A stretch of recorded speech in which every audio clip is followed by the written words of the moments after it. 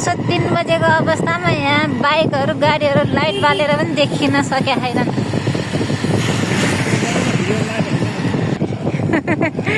थिङकनदेखि अगाडि भन्ज्याङ चौतारीतिर हो यो। केही देख्दैन, घर पनि देख्दैन, रोड पनि देख्दैन। अँध्यारोमा ढुङ्गा हाने जस्तै बाइक चलाइराख्नु भएको छ यहाँ।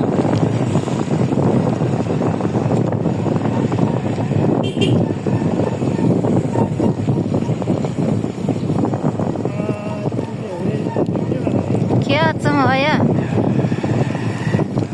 सधैँ यस्तो हो कि आज मात्रै हो? मकवानपुर गढीको छेउबाट हामी हिँड्दैछौँ। अहिले चाहिँ 5 बज्न लाग्यो। हेटौँडा पुग्नलाई 10 किलोमिटर बाँकी छ अब।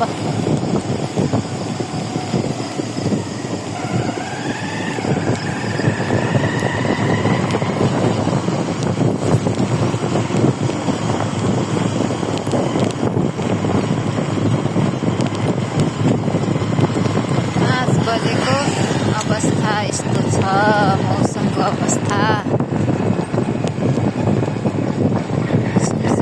सिम सानो पानी परिरहेछ।